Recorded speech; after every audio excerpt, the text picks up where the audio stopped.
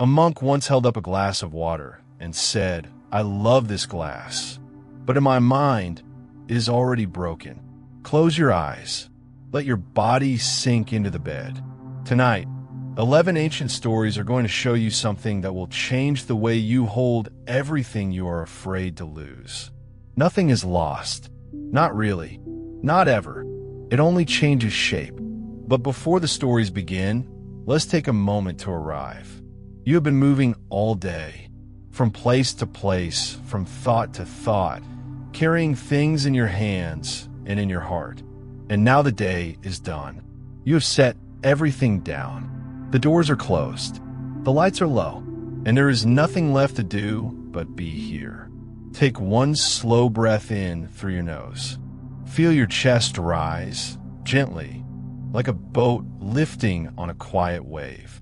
Hold it for just a moment, the way you would hold something precious in your hands. And let it go softly through your mouth. Feel your chest fall. Feel your whole body settle a little deeper into the bed. Again, breathing in, slow and quiet, like drawing water from a deep, cool well. And breathing out, letting the bucket fall back down, empty and light. Now bring your attention to your forehead. Notice if there is any tightness there, any lines, any holding. You do not need to smooth them out. Just notice them. And as you breathe out, let them soften on their own, the way ripples soften on a pond when the wind dies down. Let that softness spread down to your eyes. Your eyelids are closed, and they are heavy, and they do not need to open again tonight. Let the muscles around your eyes relax. The tiny muscles that squint and focus and search all day long. They have worked so hard. They can rest now. There is nothing more to see until morning. Let the softness move down to your jaw. Your jaw carries so much of your day. Words you spoke, words you held back, smiles you gave, even when you were tired. Let your jaw drop just slightly so your teeth are not touching. Feel the space that opens up. That small space is freedom. Your neck, your shoulders. These are the places where the weight of the day likes to settle, like snow on the branches of a pine tree. Feel it there, the heaviness, the tightness. And now, with this next breath out, let the snow slide off the branch. Let your shoulders drop. Let your neck be long and soft. The branch is still there, still strong, but lighter now, so much lighter. Your arms are resting at your sides, and they are heavy and they are warm. Your hands, which have held and carried and gripped and typed and reached for so many things today, are open now. They are holding nothing, and they do not need to hold anything until morning. Let them be empty. Let them be still. Your back is pressed against the bed, and the bed is pressed against the floor, and the floor is pressed against the earth, and the earth is holding you the way it holds everything, without effort, without judgment, without asking you to be anything other than exactly what you are right now in this moment. Your legs are heavy. Your feet are warm. Every part of you is settling, sinking, finding its resting place, the way a stone sinks slowly through clear, still water, turning gently as it falls, until it reaches the soft bottom and comes to rest. And once it rests, it does not need to rise again. You are here. You are still. And the stories are ready. They have been waiting a long time, these stories. Some of them have been waiting for thousands of years, passed from one quiet voice to the next, across mountains and monasteries and midnight fires. They are patient stories. They will not rush. They will not shout. They will only murmur softly, like a river flowing through the dark. And if sleep comes before they are finished, they will not mind at all. They were made for exactly this. Let's begin. The monk's name was Ajahn Chah. He was a quiet man with bright eyes and a laugh that came from somewhere deep in his belly. He lived in a forest in Thailand, in a monastery he had built himself, among trees and insects and the sound of rain on thatch roofs.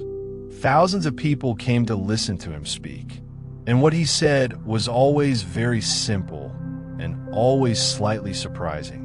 One day, a student came to him. "I am afraid of losing things," the student said. "I am afraid of losing the people I love. I am afraid that everything beautiful will break." And Ajahn Chah picked up his glass, held it to the light, and said what you just heard. "I love this glass, but in my mind, it is already broken. One day, someone will knock it off the table, or I will wash it and it will slip, or the monastery will crumble in 100 years and the glass will go with it. It will break. That is certain. It is only a matter of when. And because I know this," he said, "because I have already accepted that it is broken, I can enjoy it completely right now. Every moment with this glass is a gift, because I am not spending that moment worrying about when it will end. I am just drinking water from a beautiful glass in the sunlight." He set the glass down gently. "If you hold things knowing they're already broken," he said, "then when they break, you are not shattered. You simply nod and say, 'Ah, there it goes.' And then you notice the next beautiful thing." The student sat with this for a long time, and the story says something shifted in him, slowly, the way ice shifts when it begins to melt. Not all at once, just a crack, a softening, a tiny opening where the fear had been. And you, lying here in the dark, you're holding things too. You can feel them even now. The things you are gripping, the things you are afraid to lose. Your health, your youth, your plans, the people sleeping in other rooms, or in other cities, or in other parts of your memory. What if they are already broken? Not in a sad way, in a free way. What if you could hold them the way Ajahn Chah held his glass, knowing that the breaking is certain, and therefore the having is a miracle?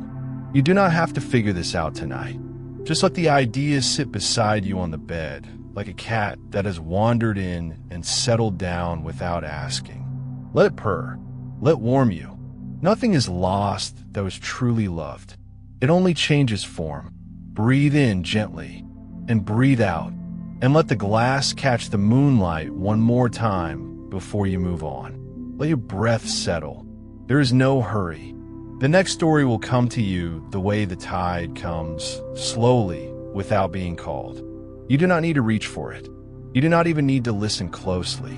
Just let it arrive. Feel your body growing heavier.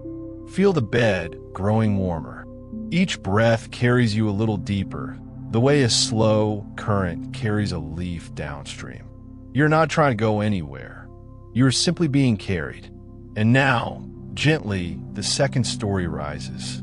The second story is much older and much sadder and much kinder. It is about a mother, a dead child, and a handful of mustard seeds. Her name was Kisa Gadami.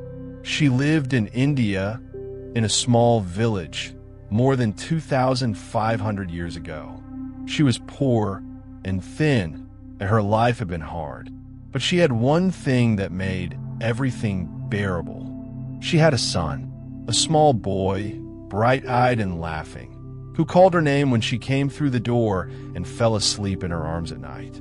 And then, one morning, the boy did not wake up. Kisa Gadami held him. She shook him gently. She called his name. She called it again.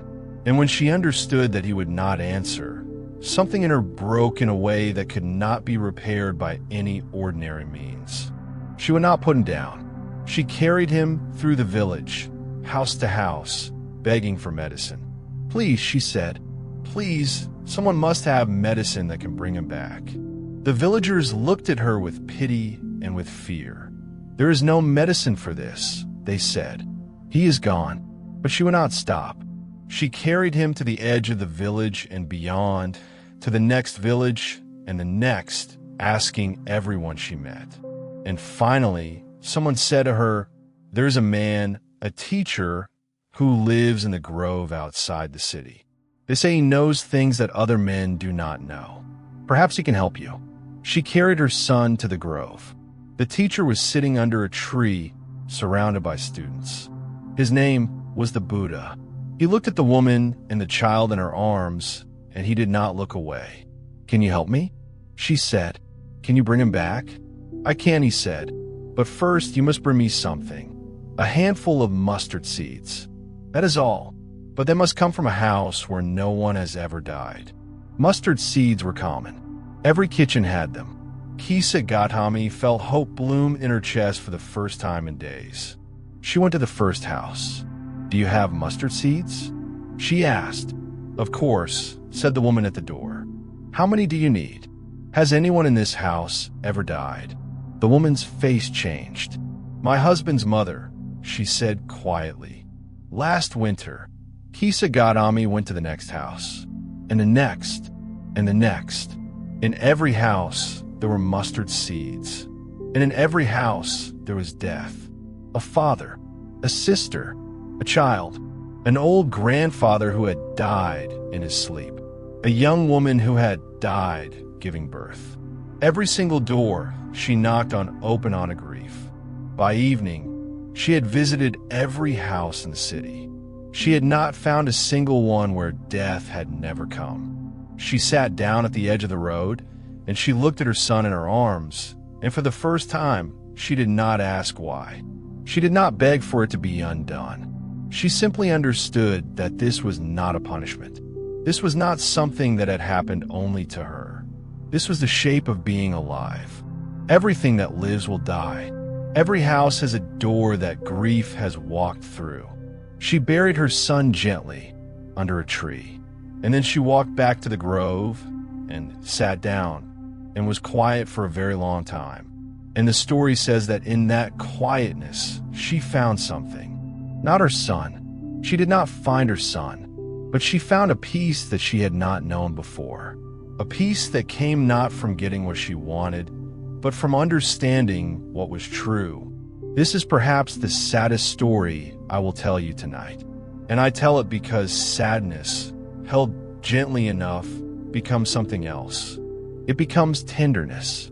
It becomes the knowledge that you are not alone in your losses. Every house, every door, every person sleeping in every bed tonight has lost something precious. And the losing did not destroy them. It deepened them. It made them kind. If you have lost someone or something that still aches when you touch it, this story is not asking you to stop aching. It is only asking you to notice that the ache connects you to every other person who has ever loved something enough to grieve it. And that connection is not nothing. It is perhaps everything. Breathe in softly and breathe out. And if a tear comes, let it come. Tears are not weakness. They are the body's way of saying, "I love this. I love it very much." Let that story settle now. Let it sink into the place where heavy things go to rest. You do not need to carry it. The bed will hold it for you. Take 3 slow breaths here. In and out, in and out, in and out. Each one a little softer than the last. Each one releasing something you did not know you were holding. The night is deep and wide, and there is room in it for everything. Room for sadness, room for tenderness, room for the next story, which is lighter, much lighter, like moonlight falling through an open window. The third story is about a monk who was robbed, and what he gave the thief that the thief had not asked for. His name was Ryokan. He lived in Japan, in a tiny hut at the foot of a mountain, more than 200 years ago. He owned almost nothing. A robe, a bowl, a few books of poetry, a small cooking pot. His hut had no lock on the door because there was nothing inside worth locking away. Ryokan spent his days writing poetry, playing with the village children, and watching the moon rise over the mountain. He was known throughout the valley as a kind, eccentric man who laughed easily and never turned anyone away from his door. The villagers brought him rice and vegetables, and he gave them poems in return, written on scraps of paper in his beautiful, flowing handwriting. One evening, Ryokan came home from a long walk to find that someone had been in his hut. The cooking pot was gone. The bowl was gone. The few coins a visitor had left as a gift were gone. Even his spare robe had been taken. The hut was bare. The shelves were empty. Everything he owned in the world, which was very little, had been carried away. Ryokan stood in the doorway and looked at the empty room. The moonlight was coming through the window, falling on the bare wooden floor where his things had been. The light made a pale rectangle on the boards, and it was very beautiful and very still. And then he did something that no one expected. He took off the robe he was wearing, the only one he had left, and folded it neatly and placed it in the doorway, where the thief would see it if he came back. His neighbor, who had watched the thief run away and had come to warn Ryokan, was stunned. "What are you doing?" He said. "You have been robbed. You should be angry. You should report this to the magistrate." Ryokan shook his head gently. "Poor fellow," he said. "He came such a long way in the dark and had to leave in such a hurry. I wish I had been here when he came. I would have given him everything freely and saved him the trouble of stealing." He looked out the window at the moon, full and bright above the mountain, and he said something that people have been repeating for 200 years. The thief left it behind. The moon in the window. He could take the pot. He could take the bowl. He could take the robe and the coins and every material thing in the hut. But he could not take the moon. He could not take the night air, cool and sweet with pine. He could not take the sound of the crickets in the grass, or the smell of the mountain after rain, or the quiet satisfaction of being alive on a still evening with nothing left to protect and nothing left to lose. The things that matter most, Ryokan was saying, are the things that cannot be stolen. Your capacity for wonder, your ability to notice beauty in small places, your kindness, your laughter, the love that moves through you like moonlight through a window. No thief can carry these away. They are too large for any sack. They are too bright for any darkness. They are too much a part of you to be separated from you, ever, by anyone. And tonight, lying here, you might feel that things have been taken from you. Time has been taken. Energy has been taken. Perhaps someone took your peace of mind today, or your patience, or your confidence. Perhaps you feel emptied out the way Ryokan's hut was emptied. But look around you. The moon is still in your window. Your breath is still rising and falling, faithful as a tide. Your heart is still beating its quiet, steady rhythm. The things that truly matter are still here, untouched, untaken, shining in the dark exactly where they have always been. Nothing that is truly yours can ever be lost. It was never something anyone could carry away. Breathe in and feel how full you still are. Breathe out and let the empty spaces be. They are not empty. They are full of moonlight. Rest here for a moment. Let the moonlight settle over you like a thin, warm blanket. There is nowhere to go. There is nothing to protect. Everything valuable is already safe because everything valuable is you. Feel your fingers relax. Feel your toes soften. The weight of your body is sinking deeper into the mattress, and the mattress does not mind. It was made for this. It was made to hold you. Breathe in and breathe out. And when the next story comes, let it come gently, the way morning light slides across a wooden floor. The fourth story is much lighter.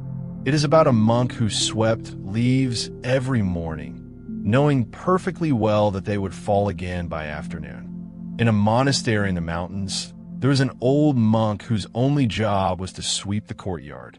It was a large courtyard, surrounded by maple trees, and in the autumn the leaves fell in such numbers that by morning the stones were buried under a thick red gold carpet.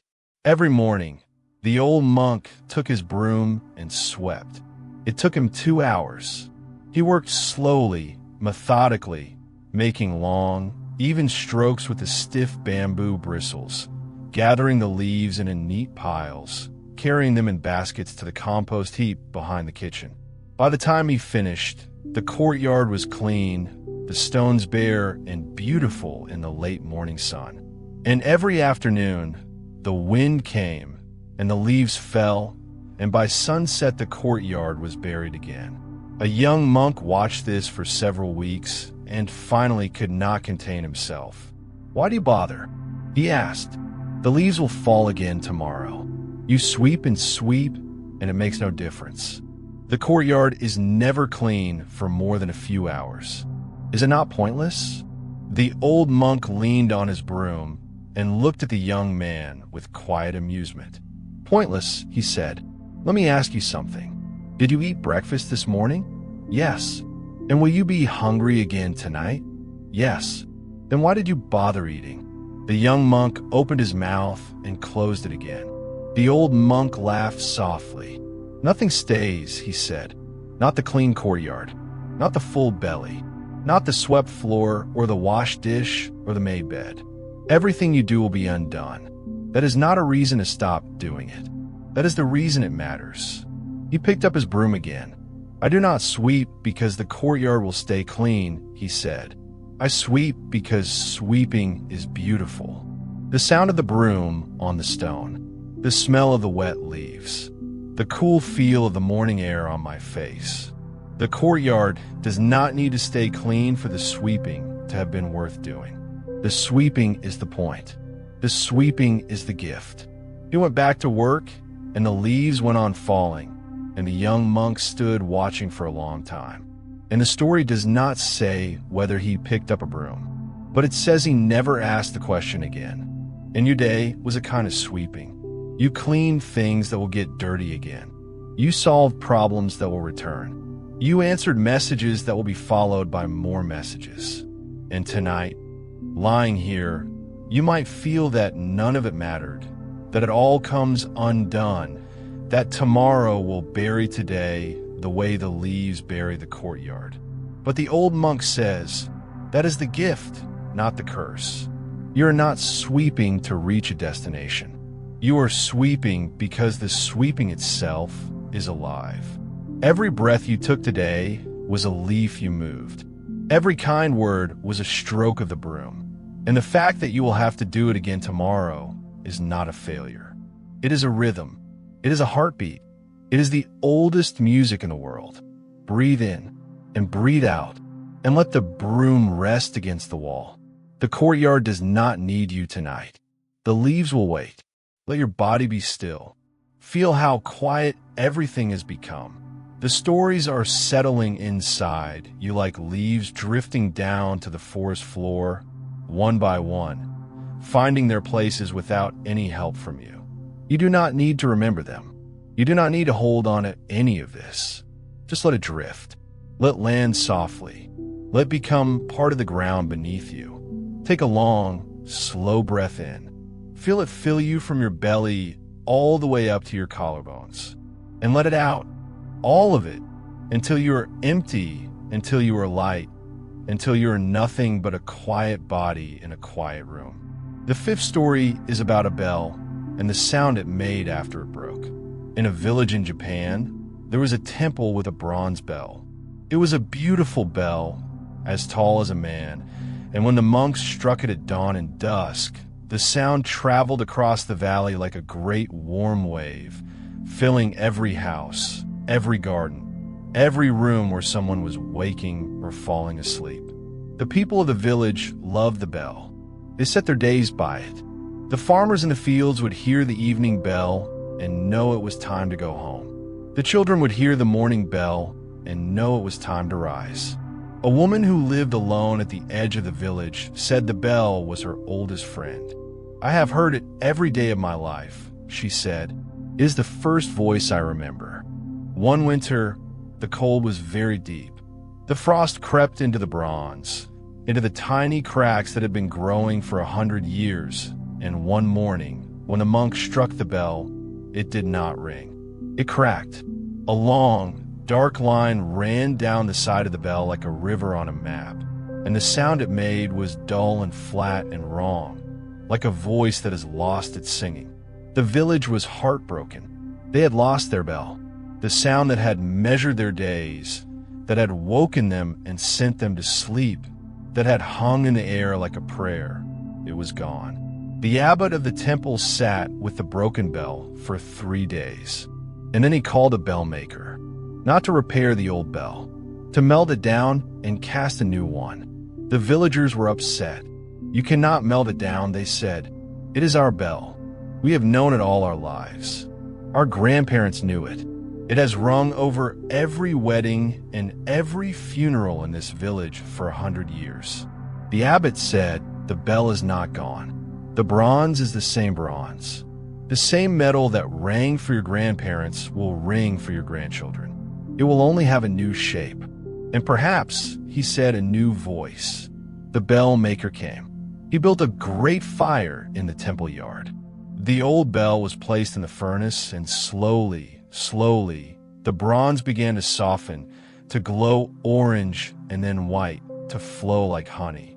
The shape that had been a bell for 100 years melted away, and what remained was liquid metal, bright as sunlight, holding nothing of the form it used to be, but everything of the substance.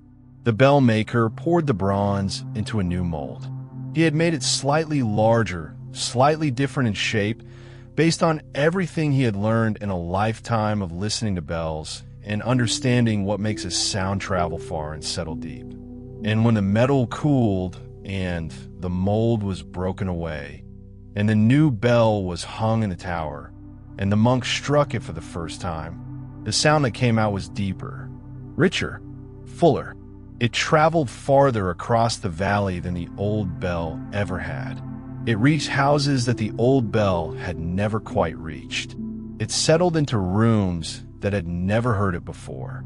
And the woman at the edge of the village, who had thought she had lost her oldest friend, stood in her doorway and listened, and tears ran down her face, and she said, "It is the same voice. Older, deeper, but the same. Nothing is lost." The bell broke, and the bell came back, and the sound it made was deeper for having been broken. The metal remembered everything. It had only forgotten, for a little while, what shape it wanted to be. And you have been broken in places, cracked by cold winters and long years and the ordinary, quiet violence of living a human life. But the metal of you is the same metal it has always been. And tonight, in the dark, in the warm furnace of sleep, something in you is being melted down and recast. You will wake in the morning with the same substance, but perhaps a slightly different shape.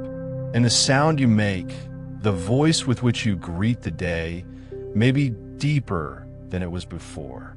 Richer, reaching farther, settling deeper. Breathe in and breathe out, and let the old shape soften. Let the fire be warm, not frightening. The bell maker knows what he is doing. He has done this 1,000 times. Let the warmth of the fire stay with you as you rest here. Feel in your chest. Feel in your hands. A gentle, golden warmth, like sunlight on bronze, like the last glow of a coal in a hearth that has been burning all day. You are safe in this warmth. Nothing is being destroyed. Everything is being remade. The fire is not your enemy. The fire is your friend. It is the oldest friend in the world, the one that takes what is broken and makes it whole again, in a new way, in a deeper way, in a way that the unbroken thing could never have known. Breathe in the warmth. Breathe out the old shape, and let the next story come to you like a flame pass from one candle to another. The sixth story is about a candle and a question a child asked about where the light goes when you blow it out. A family was sitting together in the evening in a house with paper walls and a thatched roof in China a very long time ago. The father had just lit a candle, and the room was warm with its small, steady flame. Shadows moved gently on the walls. The mother was mending a shirt. The older children were already asleep on their mats. The youngest child, a girl of about 5, was watching the candle with serious eyes. "Where does the light come from?" she asked. The father smiled. "From the candle." "But where does the candle get it?" "From the wax." The wax burns, and the burning makes light. The girl thought about this for a long time, her chin resting on her small fists. Then she leaned forward and blew out the candle. The room went dark. Where did the light go? She asked. The father was quiet. He did not have an answer.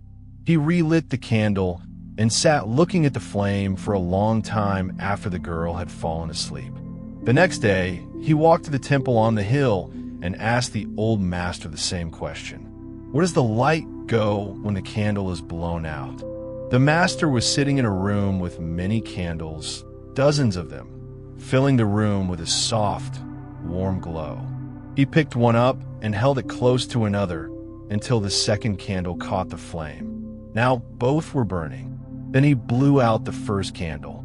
He held up the second candle, still burning, and said, "The light did not go anywhere. It is here. It passed from the first to the second. And when this one is blown out, it will pass to the next, and the next, and the next. The flame is never lost. It only moves." He looked at the father with kind eyes. Your grandmother lit a candle. Your mother lit hers from your grandmother's. You lit yours from your mother's. And your daughter will light hers from yours. The wax burns down. The holder changes. But the light is the same light. It has been the same light since the first fire. It will be the same light long after your candle is gone. The father went home and told his daughter. And the girl, who was 5 and understood things that adults have forgotten how to understand, said simply, "Oh, so nothing is lost. It just moves to a new candle." "Yes," said the father, "that is exactly right." And lying here in the dark, with no candle and no flame, you might wonder where your light has gone today. You gave it away, piece by piece, all day long. You lit someone else's morning with a kind word. You lit someone else's afternoon with your patience. You lit someone else's evening just by being there, just by showing up, just by existing in their life. And now your candle feels low, burned down, flickering, almost out, but the light you gave is still burning. Somewhere, in someone else's room, in someone else's heart. You cannot see it from here, but it is there. The flame you passed is still alive. And tomorrow, someone will light your candle again. A word, a look, a cup of coffee handed to you by someone who is glad you exist. The flame passes, the wax changes, but the light is never, ever lost. Breathe in and breathe out and let your candle rest. It has burned beautifully today. It can be still now. Rest here in the gentle dark. The candle is out, but the room is not truly dark. There is a softness in the air, a warmth that the flame left behind, the way a hand leaves warmth on a doorknob after it has let go. Close your eyes a little deeper. Sink a little further. You're more than halfway through the night's stories now, and you're doing beautifully. You do not need to try. You do not need to listen. You only need to be here, breathing, and the stories will do the rest. The 7th story is about something that was created to be destroyed, and about why the destruction was the most beautiful part of all. In the monasteries of Tibet, high in the Himalayan mountains where the air is thin and the sky is the deepest blue you have ever seen, the monks practice an ancient art. They create mandalas out of sand. A mandala is a picture of the universe. It is a circle filled with intricate patterns, geometric shapes, and tiny figures, all arranged with mathematical precision and spiritual meaning. Every color, every line, every curve represents something, a quality of mind, a stage of awakening, a prayer for all living beings everywhere. The monks begin by drawing the outline on a flat wooden board, using chalk and compasses and rulers. The design is planned in advance, every detail decided according to traditions that are hundreds of years old. And then, using metal funnels filled with colored sand, they begin to fill in the design. The work is painstaking beyond anything you can imagine. Each monk holds a funnel, called a chakpu, and runs a metal rod along its ridged surface, creating a tiny vibration that releases a thin, controlled stream of sand. Grain by grain, line by line, color by color, they work for hours each day, bent over the board, hardly breathing, placing each grain of sand with the precision of a surgeon and the patience of a mountain. It takes days, sometimes weeks. The mandala grows slowly from the center outward, like a flower opening in the slowest possible time lapse. Visitors come and watch in hushed silence. The colors deepen, crimson and gold and sapphire and emerald, each one brighter than the last. The patterns emerge from what was blank, and what emerges is breathtaking. A universe in miniature, rendered in colored sand, perfect and radiant and complete. And then the monks destroy it. They do not preserve it under glass. They do not photograph it and frame the photograph. They do not seal it with lacquer or place it in a museum behind velvet ropes. They pick up their brushes, and in a brief, quiet ceremony, they sweep the sand together. All the colors, all the lines, all the weeks of patient work, mixed into a single gray-brown heap on the board. The universe they spent weeks building disappears in a matter of minutes. The first time you hear this, something in you objects. All that work, all that beauty, all that patience and precision and care. Why? Why would anyone do this? The monks would say, that is exactly the point. The mandala is a teaching about impermanence. It is not made to last. It is made to be beautiful, and then to end, and in the ending, to teach something that no permanent thing could ever teach.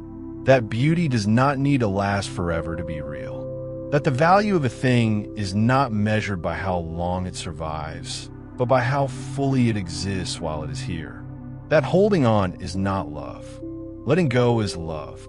The sand is gathered into a jar and carried to a nearby river. The monks walk in a quiet procession down the mountain path, their robes the color of saffron, and at the water's edge, they pour the sand into the current. The colors that were separated for weeks are mingled together, and the river carries them away, downstream, out of sight, to the ocean, where they become part of something so vast that the word mandala can no longer contain it. Nothing is lost. The sand is still sand. The colors are still colors. The prayers that were woven into every grain are still prayers, drifting now through the currents of the world. They have simply been released from the small, perfect shape on the board and given to everything, everywhere, all at once. And your day was a kind of mandala. You built it carefully, grain by grain, choice by choice, word by word. Some parts were beautiful. Some parts were precise. Some parts were messy, and you had to start over, and that was part of the pattern too. And now, at the end of the day, the brushes have come, and the sand is being swept together, and the shapes you made are dissolving into the soft gray of evening. But the sand is not gone. The prayers are not gone.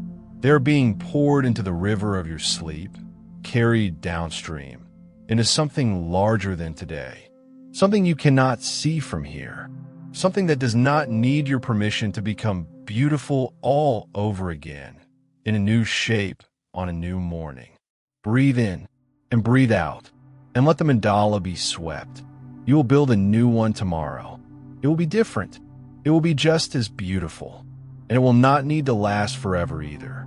That is not its job. Its job is to be here fully while it is here, and then to let go. Let the colors dissolve.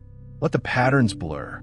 You are drifting now, drifting like sand in a slow river, turning gently in the current, catching the light and letting it go, catching it again. There is no hurry. The river knows where it is going. Take a breath in, long and slow, and let it out, even slower. Feel how little effort it takes to breathe. The body knows how to do this without you. It has been doing it since the moment you were born. You can trust it. You can let go of evenness, even the breathing, and it will continue faithful and quiet, carrying you forward, carrying you down, carrying you deeper into the dark where the good rest lives. The eighth story is about something that dissolves completely in order to become something it could never have imagined. Have you ever watched a caterpillar build its cocoon? It is a slow, patient business.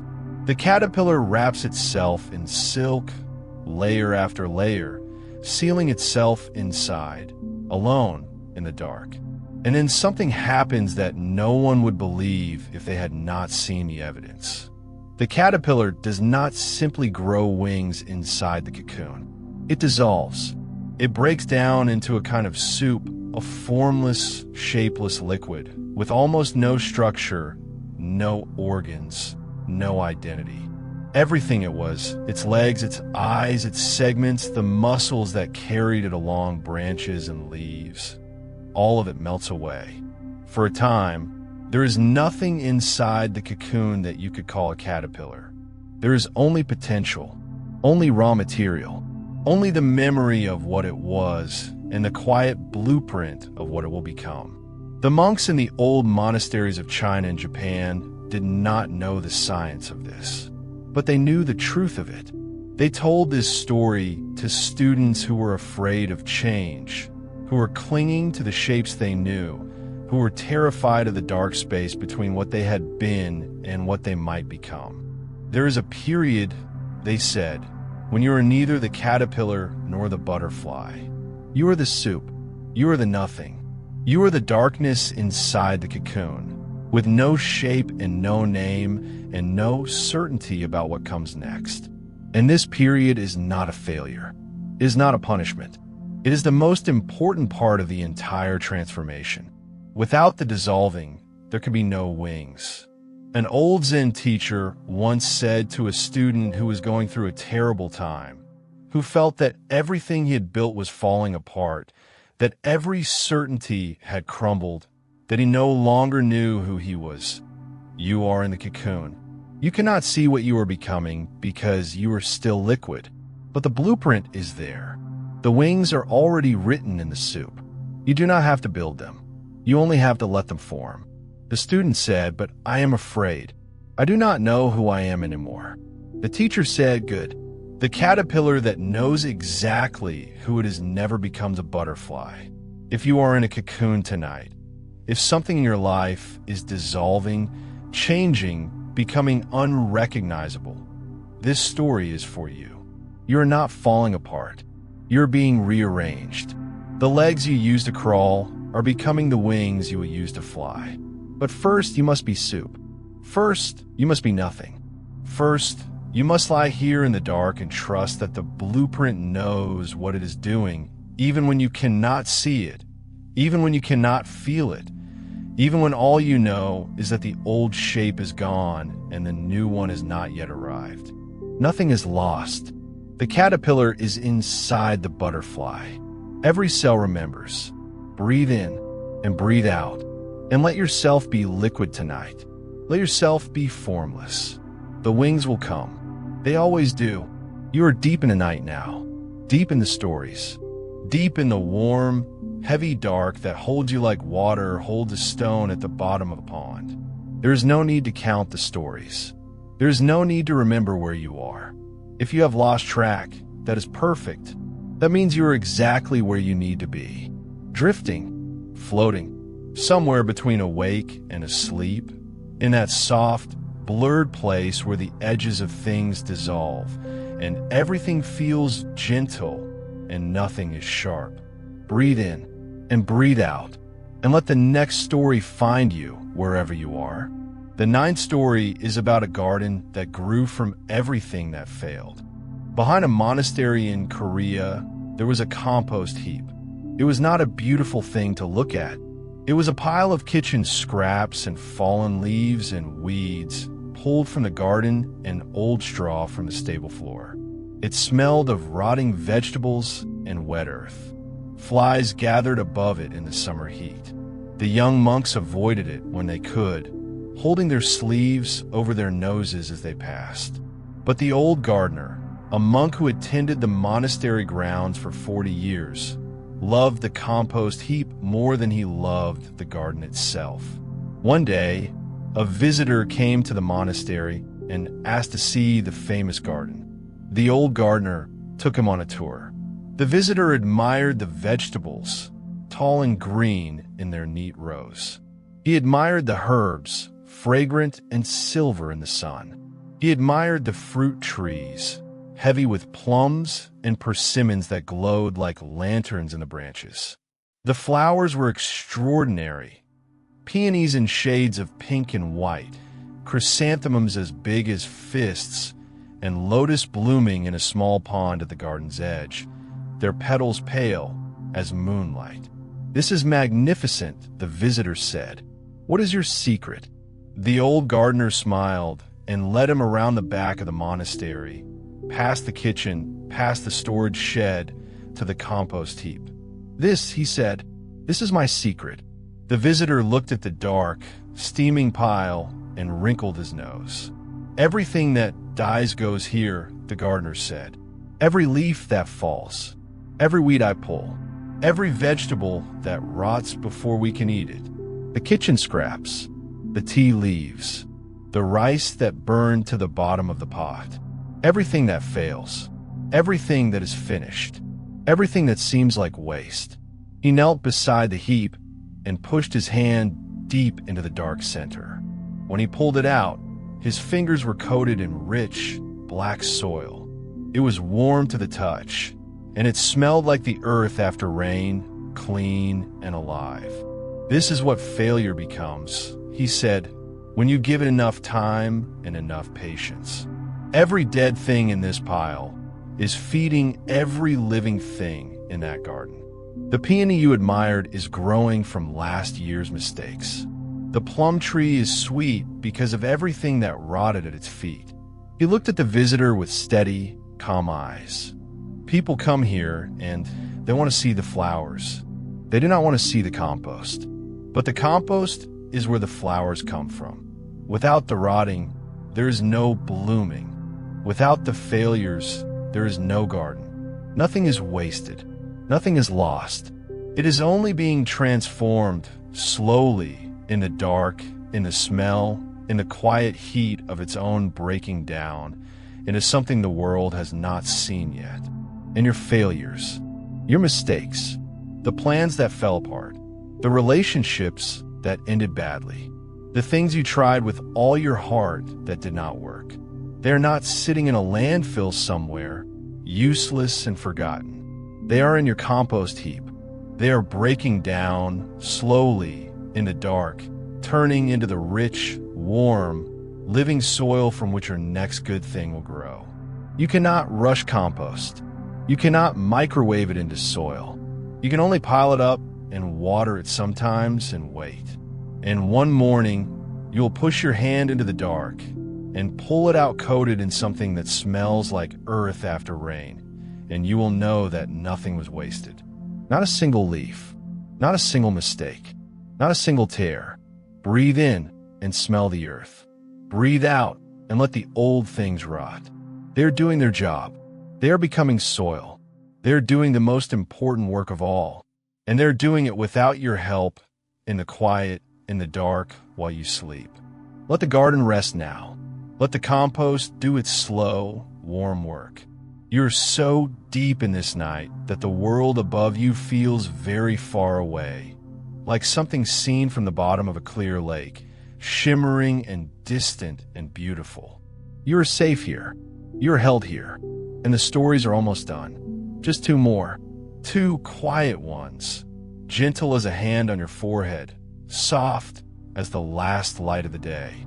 Breathe in and breathe out and let them come. The 10th story is about water and the long journey it takes and how it is never lost. Not even for a moment. High on a mountain, there is a lake. It is a small lake, cold and clear, fed by melting snow, and in the winter it freezes over completely. A sheet of ice, thick and white, covers the surface and nothing moves. The fish sleep in the deep. The birds go elsewhere. The wind blows snow across the ice, and the lake looks dead. It looks like something that has ended. But the ice is not dead. It is water resting. It is the same water that fell as rain last spring, that ran down the mountainside in silver streams, that gathered in this hollow among the rocks and paused and became a lake. And before it was rain, it was a cloud. And before it was a cloud, it was mist rising from the surface of a warm ocean 10,000 miles away. And before that, it was a wave. And before that, it was rain again, falling on a different mountain in a different season 1,000 years ago. The water has never stopped moving. Not once. Not ever. Even as ice, thick and still and silent, it is on its way somewhere. When the spring sun comes and the days grow long, the ice will soften. It will crack quietly in the night. Small sounds like a whispered conversation. And then it will melt. And the lake will overflow its banks, and the water will run downhill again, finding its way by gravity and patience, joining streams, joining rivers, passing through villages and forests and fields, returning at last to the ocean it came from. And the sun will warm the ocean, and the water will rise again as vapor, invisible and weightless and free, climbing into the sky, forming clouds, drifting over continents and mountain ranges, and falling as rain on some other mountain, some other lake, some other winter. The same water, the same journey, forever. Nothing is lost. The water you drank today has been inside a glacier. It has been inside a tree, drawn up through roots and released through leaves into the summer air. It has been a tear on the face of someone who lived 500 years ago. It has been a puddle on an ancient road. It has been dew on a spider's web at dawn. It has been steam above a volcano and frost on a blade of grass and the spray from a whale's breath in the deep Atlantic. Every drop is ancient. Every drop is on a journey that has no beginning and no end. And between the being ice and the being rain and the being river and the being ocean, the water does not worry. It does not grieve for its former shapes. It does not cling to being a lake or resist becoming a cloud. It simply moves and changes and rests and moves again. And every shape it takes is complete. And every shape it leaves behind is not lost, but released. An old monk once sat beside a frozen lake in the depth of winter and watched the snow fall on the ice. A student huddled beside him, shivering, and said, "It is so still. Everything is frozen. Nothing is happening." The monk said, "Everything is happening. The snow is becoming ice. The ice is becoming water. The water is becoming spring. You're watching the busiest place on the mountain. You just cannot see it because it moves at the speed of patience. And you tonight, you are the frozen lake. The surface of you is still. Your body is not moving. Your eyes are closed. Nothing appears to be happening. But underneath the ice, in the deep and quiet dark, everything is in motion. Your cells are repairing what the day wore down. Your memories are sorting themselves into drawers you did not know you had. Your muscles are releasing the last of the tension they carried. Your heart is beating its slow, faithful rhythm, pushing water, the ancient traveled, storied water, through every part of you, to every finger, every toe, every hidden corner of this body that is your home. You're not stuck. You're not frozen. You're the lake in winter, doing the most important work of all, resting deeply, completely so that spring can come. And spring will come. It always does. The ice always melts. The water always flows. And nothing in all the long journey from cloud to rain to river to ocean to cloud again is ever lost. Not a single drop. Not a single one. Breathe in and feel the stillness. Breathe out and trust the thaw. It is already happening, underneath everything, in the dark, where all the best things begin. This is the last story now. the quietest of all, and you do not need to hear it to receive it. It will find you even in your sleep, the way pine needles find the ground. Without effort, without sound, just falling softly one by one until the earth is covered. The 11th story is about an old pine tree and the needles it dropped and the forest floor that caught them. High on a mountainside, at the edge of the tree line where the rocks begin and the soil grows thin, there stood a pine tree that had been growing for 300 years. It was not the tallest tree in the forest. It was not the straightest. Wind and snow and lightning had bent it and scarred it and taken whole branches from its side. Its trunk was twisted. Its bark was deeply grooved, but it was still alive, still green at the tips, still reaching upward with whatever it had left. Every year, the old pine dropped its needles, not all at once, the way the maples dropped their leaves in one dramatic golden week, but slowly, steadily throughout the seasons. A few needles here, a few there. They fell softly, without sound, turning once or twice in the air, and landed on the ground at the base of the tree, and lay there, brown and dry and fragrant, in a thick, soft carpet. Over the years, that carpet grew deep, layers upon layers of old needles, pressed together by rain and snow, slowly breaking down, slowly becoming something else. And in that something else, that dark, rich, needle-scented soil, things grew. Moss first, then small ferns with curled tips, then tiny seedlings, new pine trees, no taller than a finger, pushing up through the carpet of their parents' fallen needles, reaching for the same light, beginning the same long, patient climb. The old tree was feeding the new trees with everything it had let go of. A monk who lived in a small stone hut near the tree used to sit against its trunk in the evenings and watch the needles fall. He said it was the most honest teaching he had ever received. More honest than any book, more clear than any sermon. The tree does not grieve for its needles, he said. It does not try to hold them. It does not clutch at them as they turn brown and loosen. It lets them go one by one, and they fall, and they become the ground on which new life stands.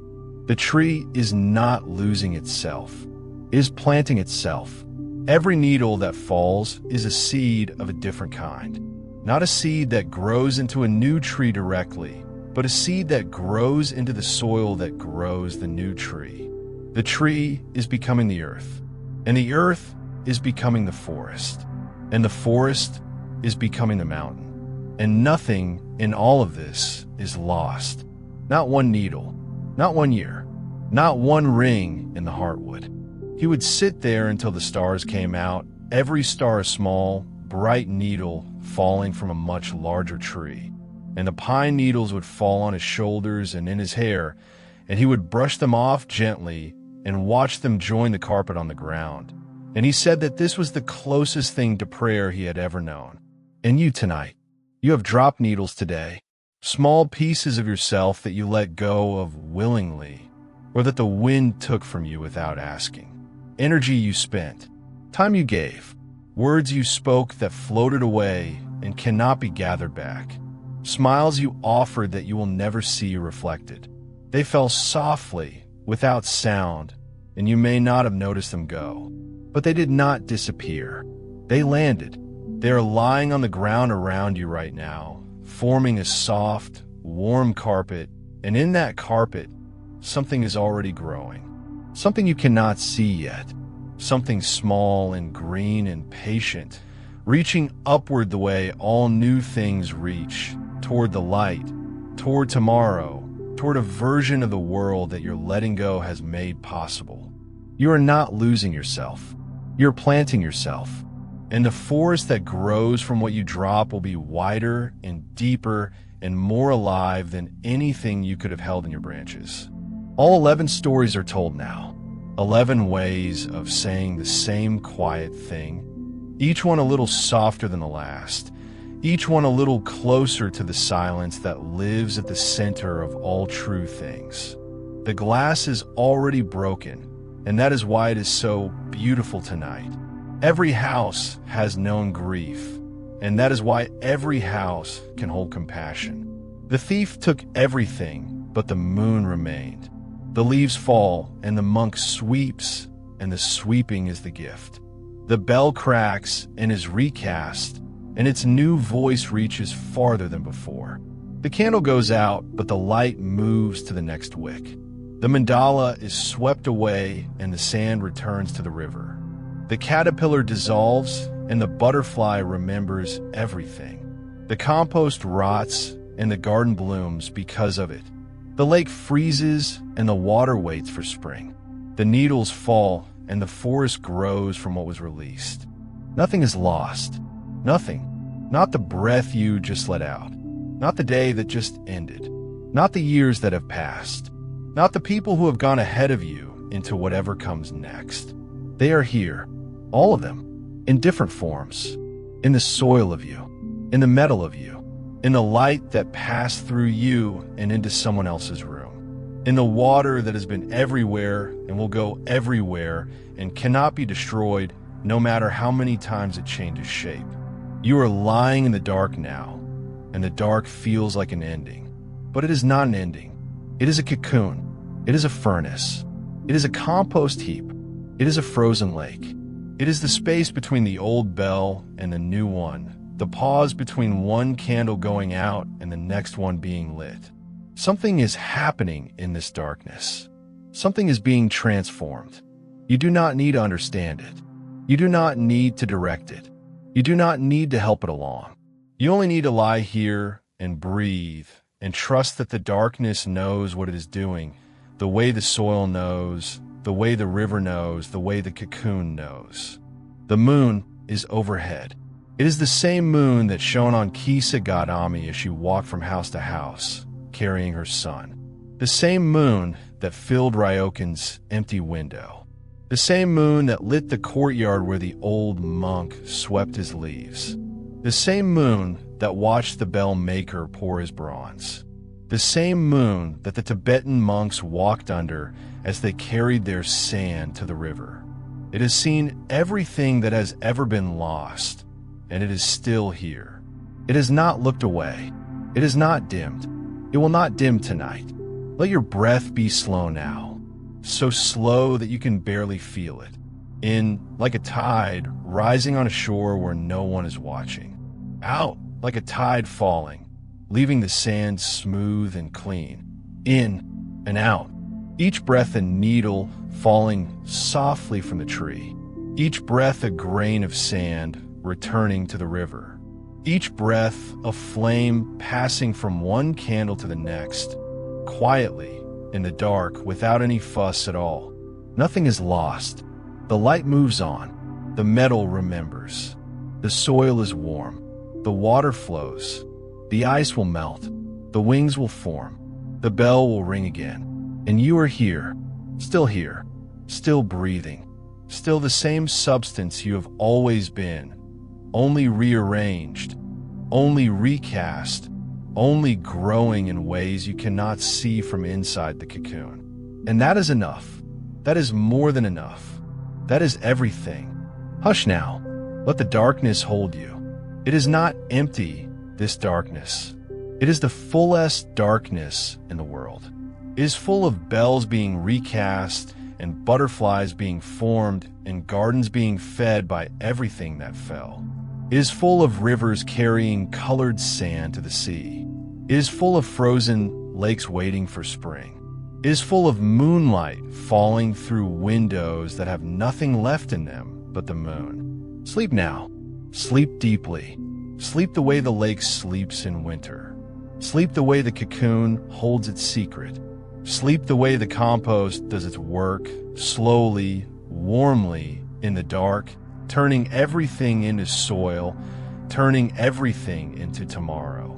And know that while you sleep, nothing is being taken from you.